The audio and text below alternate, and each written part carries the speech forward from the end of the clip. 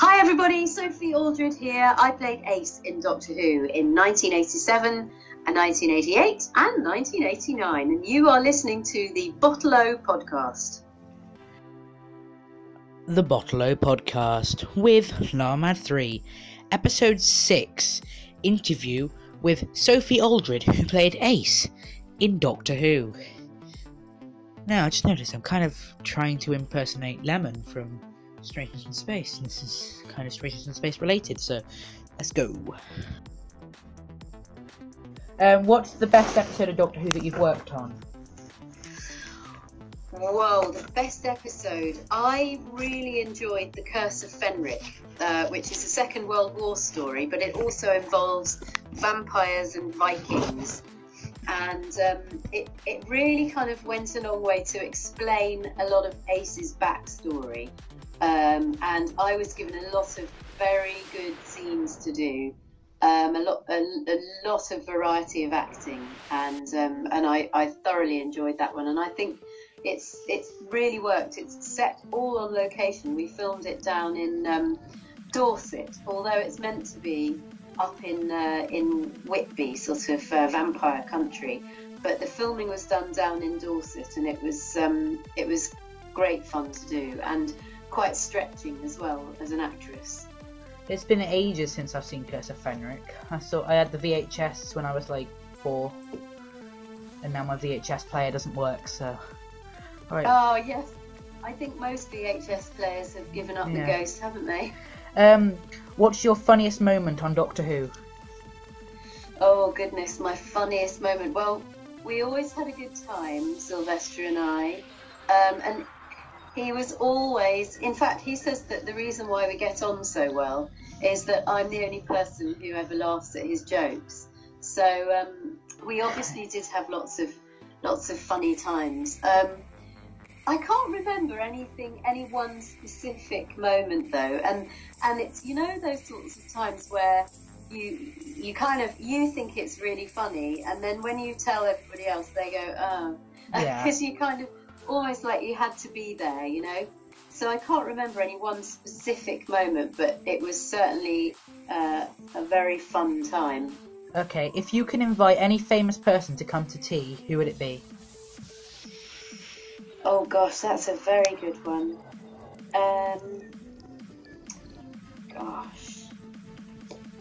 Can it be somebody in fiction? Yeah.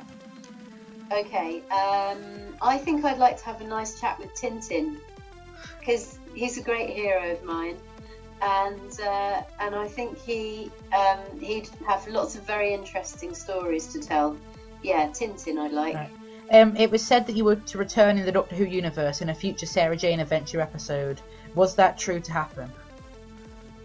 Yeah, well, I was told that by Benjamin Cook, who was interviewing me for Doctor Who magazine, who's a very good friend of Russell T Davies. And apparently when Russell T Davies heard that Benjamin was interviewing me the next day, he said, oh, please tell her that she was going to be the next guest in the Sarah Jane Adventures. And he'd even had an idea for how I would be introduced. So this sports car would draw up towards Sarah Jane's house, and you'd see just this close-up of the door opening and this person in a suit and high heels getting out, but you wouldn't see who it was. And then it would cut to Sarah Jane's point of view inside the house. She'd open the door, and you'd see that it was me, as I am now.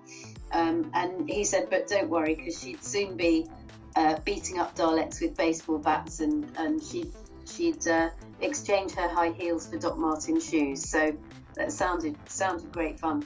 But I was just sorry not to have the opportunity to work with Liz Sladen, because she was such a lovely woman, and we knew each other from the convention circuit. So it was not to be, sadly. Not including Big Finish stories or the Virgin New Adventures, what do you think happened in the end of Survival? Oh yeah, that's a good one. I'd like to think that Ace was going to go to Gallifrey, as Andrew Cartmel sort of had a bit of a plan for this, and so that she would be training to be a Time Lord, and you can imagine she'd really kind of shake things up on Gallifrey. I think that would be good fun. And in fact, in the Big Finish stories, they've sort of taken that idea anyway in the Gallifrey series, and Ace is a sort of almost like a secret agent for the Time Lords. I think that would be cool.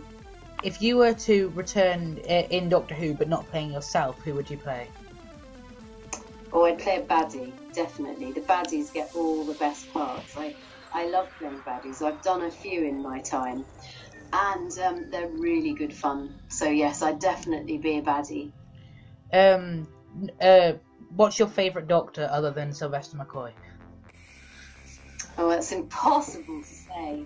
So hard, because every person who plays the Doctor is an extraordinary person. They are quite eccentric in their own way, really great actors, and extraordinary men in their own right. Oh gosh, I can't pick one. Wouldn't be fair. Now that you've returned to the BBC for CBeebies' series True Food Tom, what was it like working for a different target audience? Well, I'd done a lot of children's TV previously, and so that's I don't find that difficult at all. I started off in doing children's theatre. Actually, I love working in children's TV. What was great was working with a fantastic cast. The whole ensemble were fantastic, and we've just had such a good time. At the first series, we had David Tennant playing my sidekick, which was quite amusing. And I'd done something with him years ago, before he was Doctor Who. So before he was famous, we did a Big Finish audio called Colditz, and he played this nasty character, horrible Nazi soldier. And so it was lovely to see him again. And his sense of humour is brilliant, and his character was fabulous. My little friend Twigs, Tree Tom's friend Twigs, that was fabulous to do that. Well, I've got a baby cousin who's like 2, so in a couple of years I'll have an excuse to watch it. Oh, great. Alright, here's just a silly question now. On a scale of 1 to 10, what is your favourite colour of the alphabet? What's my favourite? On a scale of 1 to 10, what is your favourite colour of the alphabet? Colour of the alphabet? It's just some question that someone sent in for me to ask you. So. Blue, definitely. Blue, a blue J. Okay. What do you think of the revived series of Doctor Who? Do you believe it is equally as good or better than the classic series? Well, it's different. It has to be, because TV changes with the times, and so the pace is a lot faster, because things have speeded up since 1989 when we finished.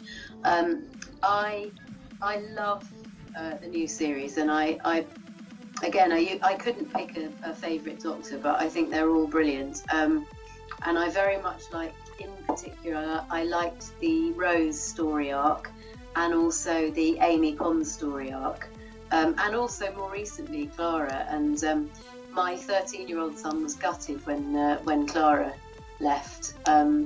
So yeah, we watch it together as a family. It's great. He wasn't the only one. Do you share the same opinions on the spin-offs, such as Sarah Jane? Do you know, I only watched one episode of that, and I was just so mesmerised by the fact that it was Liz Sladen.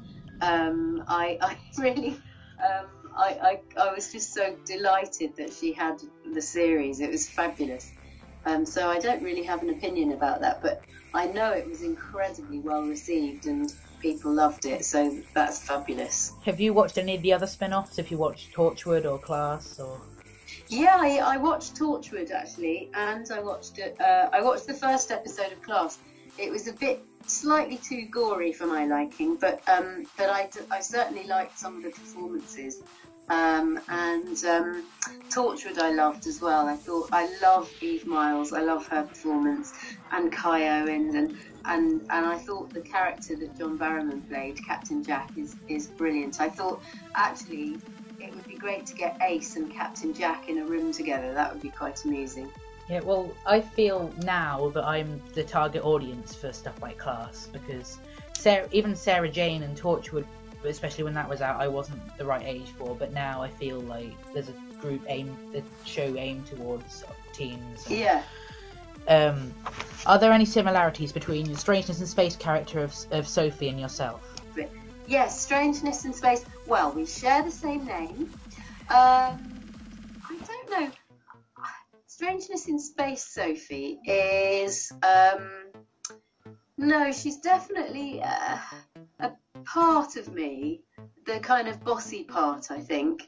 But I think I've probably got more of a sense of humour, and I really love Trevor and Simon's comedy, whereas Sophie gets exasperated. So, do you think Ace or Sophie are closer to your personality? Golly, that's difficult as well, because that's kind of another bit of me. I think Ace is much more confident than I ever was at that age, and she completely says what she thinks, which I didn't used to do. She's much more kind of she's much braver than I was, I think, as well. But the good thing is I love playing different characters, because it gives you a real chance to explore a different side of your personality. It's great. Okay, will there be any more from Sylvester McCoy in Strangeness in Space? Oh, yes, indeed. Well, to be honest, actually, I mean, I assume that there will be. We're crowdfunding at the moment, as you probably know, and we are, well, Claire and I are waiting on tenterhooks to see what's going to happen, because I think Trevor and Simon have got ideas for episodes 5 and 6, which are going to kind of go together. But we don't know what on earth they've got planned yet, so we're really looking forward to that. I do have the CD of episode 1. Oh, yeah. Wonderful. Well, thank you so much for supporting us. That's great. When I ordered it, due to the delay, I remember Claire sent me a signed picture of Strangeness in Space at the time, great. Which I've still got up there. I'm glad she gives good service. That's good. I've got a lot of I've got like a wall, which I can't move the webcam to. I've got a wall with the signatures. Wow, amazing. Little things. Well, thank you for your support. How do you think that Ace left the TARDIS? Do you know, I would like to think that she never does. I'd like to think that she grows old, and that the Doctor sort of, you know, it quite poignantly has to look after her in her old age. I think that would be great. Were you disappointed to find out that you didn't have a part in the TV movie? Or in the movie? Yeah. Do you know what? I never expected that I was going to, so it wasn't a disappointment, because I just didn't think it was going to ever happen. And when I met the producer, Philip Seagal, later, and he actually even knew who I was actually quite chuffed. It wouldn't have been a good idea, because I think the audience had enough of a hard time with 2 Doctors to get hold of, you know. I think it would have just confused everything. But I was glad that he thought of me. Well, do you believe of the movie as canon? Because a lot of people have said things that are said in there do not work with the show now, or... Oh, I can't really hear you properly, Luke. Say that again. Do you think of it's kind of cutting out. Do you think of the movie as canon, or because some people have said that lines in the show kind of don't go against what we have as a show now? Yeah, I think it's considered as canon. I mean, for example, Sylvester was in it, and I also think Paul was a brilliant Doctor. Yeah. I think he's had another go now as well, hasn't he? I think he's shown how good he is. Do you share Sylvester McCoy's opinion that during the 50th, all the actors that have played the Doctor should have had a cameo role throughout the series? Oh, I couldn't hear the end of that. Do you share Sylvester McCoy's opinion that during the 50th, the characters should have had, each of the actors who played the Doctor should have had a cameo role during Series 7? Yeah, that would have been fun. Yeah, it would have been nice, actually, just to nod to the past. But I thought that Peter Davison's brilliant Five-ish Doctors was absolutely fantastic, and so I think good came out of that situation. In fact, I thought really that was the best thing about the 50th anniversary. Yeah. I wish there was a better way of getting hold of the Five-ish Doctors. You can only get it if you buy the big box set of the 50th. So. Oh, that is a shame. Yeah, what a pity. So I have to try and find some website online to watch it on whenever I need to, because I wasn't going to spend 50 quid just to get that, because I got all the other things on there. It's something you want to see again, isn't it? I hope they'll release it at some point in the future anyway. I'm sure they will. Yeah, it's so popular. How many actors you've played the Doctor have you met since working on the show? Well, I've met them all, apart from, of course, William Hartnell and Patrick Troughton, who sadly, Patrick died not long before I started on Doctor Who conventions and so on. But all the others I've met, including John Hurt. What about Eccleston? Have you? Yes, I've even met Christopher Eccleston. I bumped into him in the street once. We had a lovely chat about Doctor Who. Because he's one that I know a lot of people have tried to. I mean, he's my favourite Doctor, but he's so hard to meet at conventions because he doesn't go to any. Yes, he is, isn't he? Yeah, he's a wonderful actor. If you were the Doctor, what would you do? Oh, goodness me. Well, I'd be doing what the Doctor does, which is basically sort of sorting out conflicts between people and relationships between people. I don't think there's anything better in life that you can do than is to sort relationships out. Have you stolen anything from any sets on the shows you've worked on? Yeah, well, when you put it like that, it sounds very fierce, but I certainly went home with quite a lot of stuff. I used to have some ice from Dragonfire, from Ice World, but it kind of fell apart. And I've got some of it was mine, you see, so a lot of the badges on my jacket were my own. The Dr. Martens shoes were my own, and various things like T-shirts and stuff like that. They were my own, and I'm glad to say that I took my jacket at the end of the filming because Sylvester and I, of course, we didn't know that it was going to actually be our last episode, and so we asked if we could take our costumes home so that if we had any personal appearances we could use them, and I'm glad we did because I've still got mine, and I don't know what would have happened to it if it had stayed at the BBC. Are there any spoilers for Strangeness in Space that you can tell us? Are there any spoilers? For Strangeness in Space that you can tell us? Oh no, do you know what? I can't tell you because I haven't seen a sniff of the script yet. So I absolutely don't know anything about episodes 5 and 6. For people who don't know what Strangeness in Space is, can you explain it briefly? Oh yes, Strangeness in Space is a science fiction audio podcast, and it's free to listen to. It's written by Trev and Simon, who were a comedy duo, a sort of iconic comedy duo in the 1990s. They were on Saturday morning TV on a programme called Going Live, and then one called Live and Kicking, and they play a 1980s pop synth duo called Pink Custard, and I play the manageress of a gift shop in a NASA gift shop in a space centre, and we end up getting blasted off into space with our onboard computer, Lemon, who's played by Barnaby Edwards, who does Daleks nowadays, and it's all sorts of mayhem happens, and it's great fun, and it's a bit mad. I suppose it's in the sort of genre of Red Dwarf and Hitchhiker's Guide to the Galaxy, that sort of thing. But the great thing is it's completely free to listen to on our website, which is www.strangenessinspace.com, and we've done 4 episodes so far, and we're just crowdfunding for episodes 5 and 6. Do you believe that there will be a Pink Custard album in the future? That would be fun. Well, I suppose by the end of episode 6 there will be 6 songs and the Christmas single, so that's a good start, isn't it? Yeah.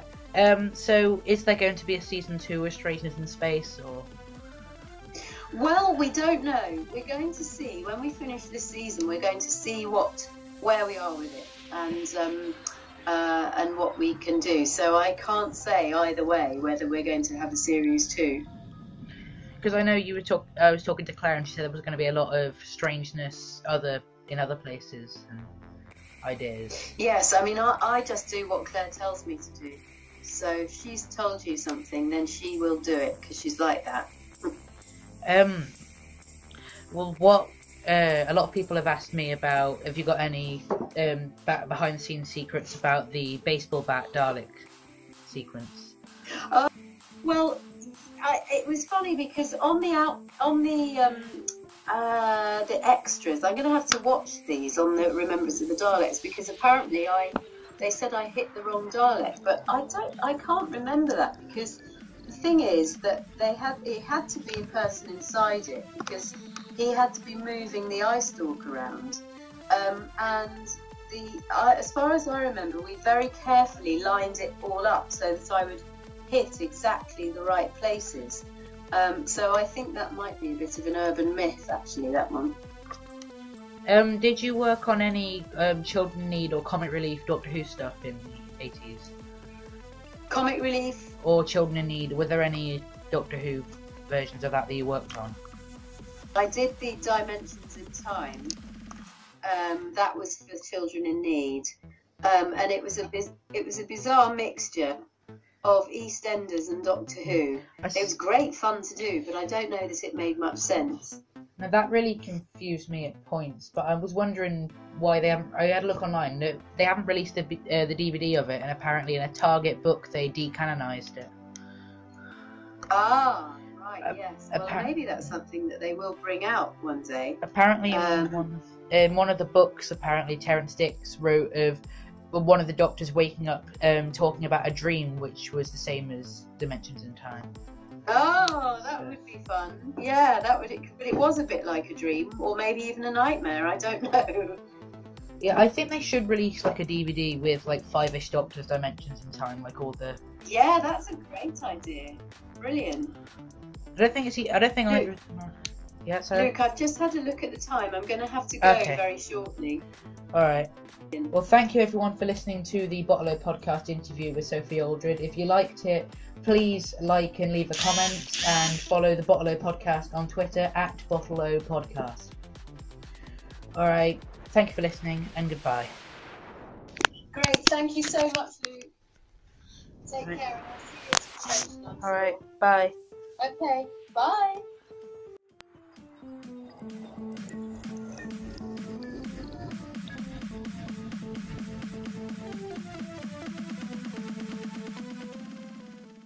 And for those of you Bope Productions viewers, I will have the Q&A out within the next couple of weeks. Alright, ta-ta.